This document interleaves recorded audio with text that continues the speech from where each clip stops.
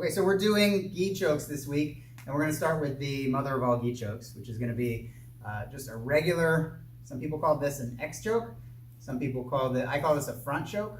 Somewhere along the line I heard this was a front choke and this was a reverse choke. So you'll hear me use both terms this week. What I want when I'm trying to choke somebody from mount is material. I want free material. It's the same as when we did chokes from gi, from guard. I want some free material to work with. It's okay to just grab the material, pull it out of his belt. I lifted myself up so it would be lighter, just to get some material going. It's going to be much easier now for me to help myself put the first hand in, okay? So the two things I do to help myself get the first hand in, pull the collars out, and then my left hand opens the collar for my right hand. Okay, we're going to say we're unobstructed at first. I will talk about when they defend. So 1, 2, and then I'm going 4 fingers in. You can rest your head. 4 fingers in. If his head's off the ground, that's great because I actually can reach further behind his head, but we won't be that lucky very often. So I'm just going to get as deep as I can get, and I'm just getting like a loose grip on his collar here. The second hand comes underneath the first hand if I'm going palm up, which I am. I'm going fingers inside the collar. So this is going to go across the chest underneath my own arm, and it slides. I find the lapel pretty early on, and then you can just ride the rail and slide that in, okay? And now I can start gripping the material. I want to get vice-like grips. I want to get good, strong grips. I don't tell you to use strength in jiu-jitsu a lot, but your grip matters, okay? I actually personally had an interaction with, one of my interactions that I had with Helio while he was alive and I was training was he choked me at a seminar that he was doing, he and Horian were doing, and he said, "You're doing the choke wrong." He watched me do it, and he said, "Do it to me." And I put it in my hands really gently and light. Everything I knew about jiu-jitsu was be light and gentle, and I choked him, like with like loose wrists. And he went, he didn't speak English, but and then he went, and he like really, really choked me using vice-like grips. That's how I would describe it. He also has like unusually large wrist bones, so it was brutal. So 1, 2. First hand, second hand, palm up, slides underneath and slides in. And now I get good grips on the material. He can feel that it's already getting tighter. And to finish this choke, I think some people have the wrong idea about how to finish it, but I would like my wrist bones to go into his neck. And the way that I can help that happen isn't by opening my elbows. Don't open your elbows. I want to put my head on the ground, not just above his head, but way above his head, okay? So I go way up here. Okay. So when I put this choke in, and I'm telling you to fall forward, so that you don't fall without control, connect to the person, so that I can let go, but also catch myself, slow my descent, so I don't collapse on top of them. It's just going to help you not land on their face when you're doing the choke. Okay, so 1, 2 ways to help my first hand in. Second hand, fingertips can find the lapel and ride the rail right in.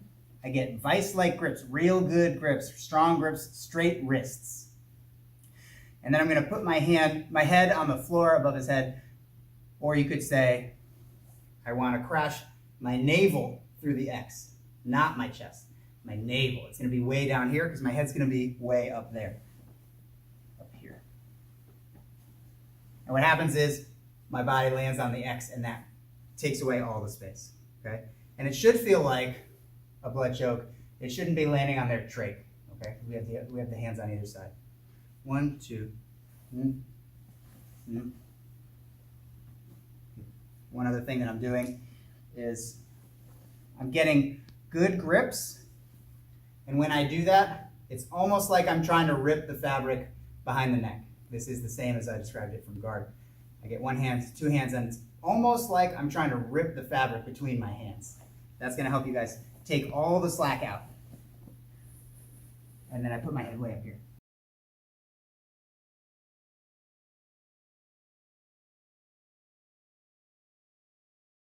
I want to talk about problems you're going to run into when you're doing the chokes that I give you to do this week. And let's talk first on the front choke about when I have trouble getting in the first hand.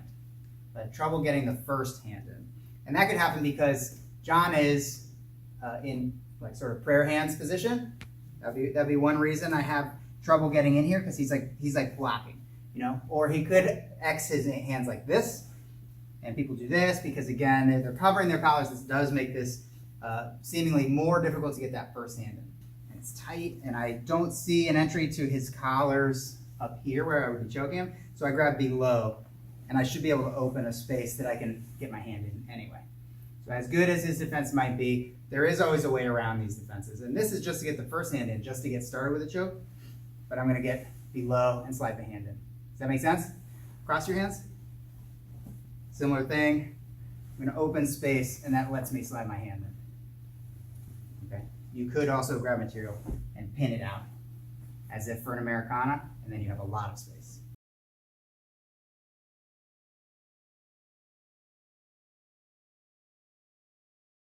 The other way I've seen, when you have trouble getting the first hand in, when a front choke is what you want, because of something like this, was at a Gracie seminar, and he actually went in from the top down instead of sliding up into place. He actually comes down. I'm going to turn us a little bit. Hadra showed us to come down and open a space here, put your fingers in, and then put it down. Okay? I thought it was a really unique way to get into the front choke. It's the first way he taught it, as though it's the most basic to him. So I thought that was very interesting. But we're running into this or this. He comes down. He uses four fingers to open the lapel. This one comes over. You put your fingers in, and then you pry it down. Okay? Instead of forcing a slide in, and mostly we've been sliding up the lapel. This time, we open up the door, and then my hand is in just like it usually would have been. Maybe I just got to put it a little bit deeper. But that's a really interesting way to beat the defense as well on the first hand when you're going for a front choke.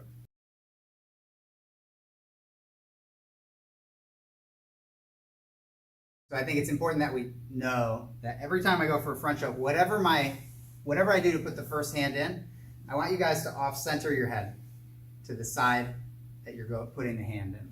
Okay, so we're going to go over here. If I put my hand in this way, or if I do this newer, the Hadra one, when I'm over here, it's going to be very difficult for him to roll me over there. Okay, and that's a big piece of finishing these chokes too. If I start with my head here and I have a hand in the collar, and I start to put my second hand in, and he trap and rolls me now, I'm gonna have trouble. I'm gonna have to finish it while rolling and try and finish it from guard. If I start here, now I'm not at risk during my setup until I'm going for it. Okay. So yeah, it's a good question. How does trap and roll play into this? Because you all know the trap and roll, and that's one of our fundamental escapes. And it's don't be head over head when you put the first hand in. Okay. When you put the first hand in, offset your center line.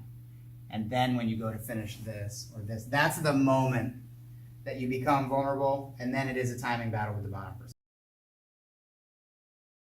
So we've talked about a couple of ways to beat defenses that stop me from getting my first hand in for a collar choke, which may beg the question, okay, so I got in or I got in the first hand, what if I can't get the second hand in for my front choke?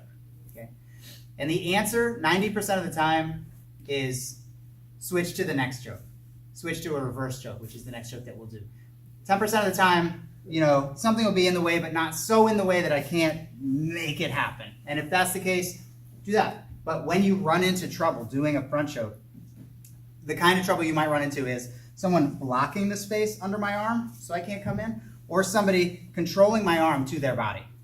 Hug it with two hands. Yeah, now going under is impossible because there is no under. He took that space away. So now I would go over. Okay, so and this is when the reverse choke comes into play.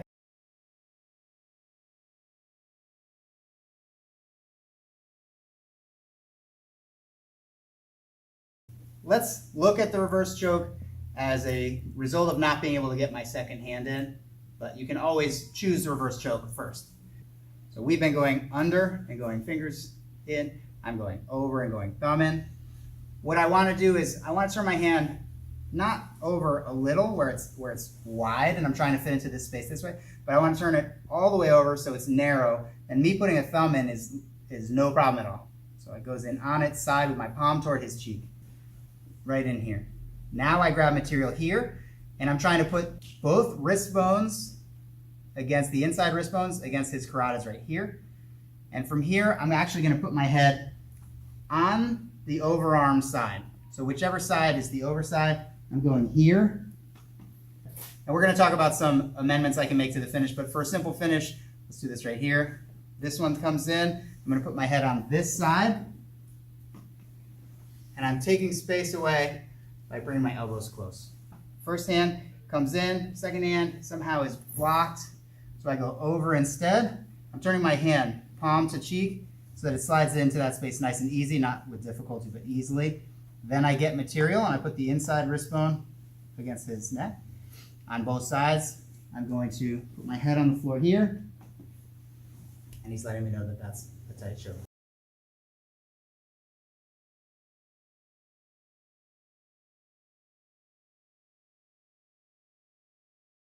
So I want to talk about one of the primary defenses you might see to a reverse choke that you set up from up high. So if I set this up here, you know the comb the hair defense? You follow the bottom arm, yes, and you cover this. Well, now this choke is dead, okay? So the defense is for Eric is that he follows my bottom arm before my arms connect, and now he goes through this space and he gets in there and it's over. The choke is over. So one of the things to be conscious of, this is actually true from guard too, but one of the things to be conscious of when we do this is connection. My forearms connection to each other and to him matters a lot. And in the case of a reverse choke, when I come in, I don't want a big space in between my arms that he can swim his hand in. I'd like them to be as close as possible. So that's something to think about when you insert your second arm. But also, when I'm up here, even if they are tight, he can still swim that in. He finds the space and he'll work his way in, right? So the way that we take that space away is actually to put it here, underneath myself, because now I can be choking here, and everything is unswimmable because it's actually being folded up underneath myself with my weight on it. So the second hand comes over, and I'm going to close my elbows underneath me, between our bodies, but with some pressure on his ribs here, and swim that. I mean, it's very hard to swim that. They comb your hair with this in here. It's going to be very hard to swim it in when it's tight together, tight to him, and under the awning of my body. Okay, so this will help you break one habit, which is using your elbows. If I use my elbows, I'm giving him a bigger space to go into. So we don't want to use our elbows anyway. We want to be using our wrists. But when you put this in, you want to, my weight is heavy on him, my arm is heavy on my arm, and then I'm taking that space away. Okay? So let's add that level of focus on just connection.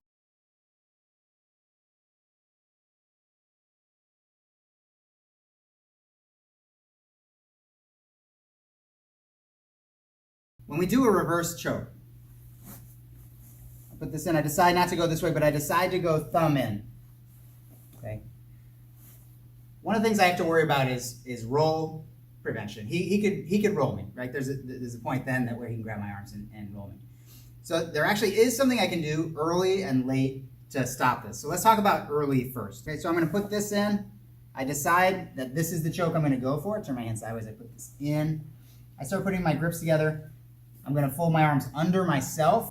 But the other thing I'm going to do is, because my head always goes to the side of the top arm, my head always goes to the side of the top arm, I'm going to use the other leg like we do sometimes when we do an Americana.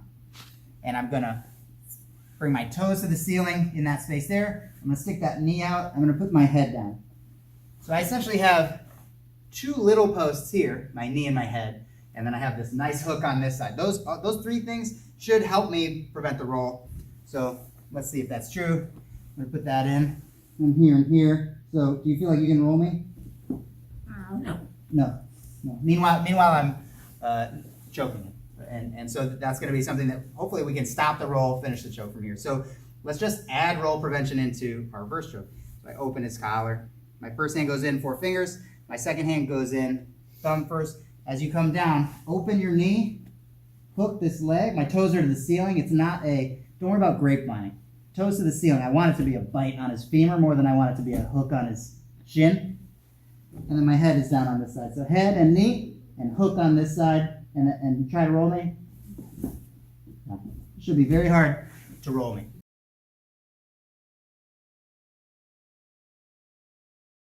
Then there's late roll prevention. I've got my grip, and so I don't get here early and get this all up. He just bridges. So when he bridges me hard, probably in the direction, again, that my head now is coming to put this second hand in, I'm gonna just catch myself on my knee. So go ahead, catch myself on my knee, posting this foot. And now with my grips, I just pull them back underneath myself. Okay, so a little bit.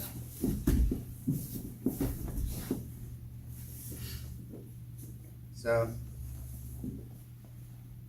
as the second hand comes in, and he'd probably catch my wrist and he'll be trying to roll me, yes, and he'll bridge me hard to the direction I was going. My knee is there. I can catch myself right there. And then my foot is up, there's a space underneath myself, and I just bring him back underneath myself here. He catches my arms, he's gonna bridge me. I catch myself with my knee, that's fine. And then I just drag him back up underneath myself. This, right to my knee, and then I pull him up. Now this way.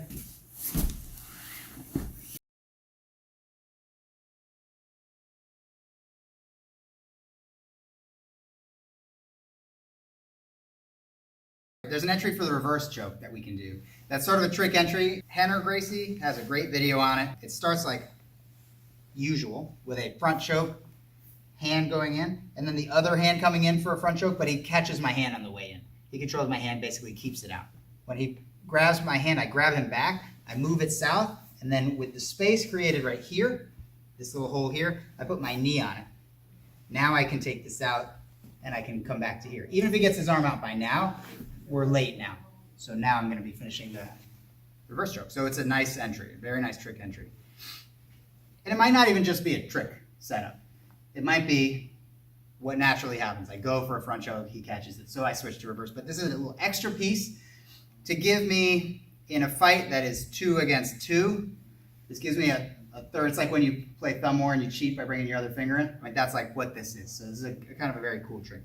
So his hand goes in, his hand starts to come in, he catches it, so I catch his, and then I trap with my leg. That buys me the time to get over to here. Even if he gets his arm out now, I'm still gonna be fine to come over here for the reverse choke finish.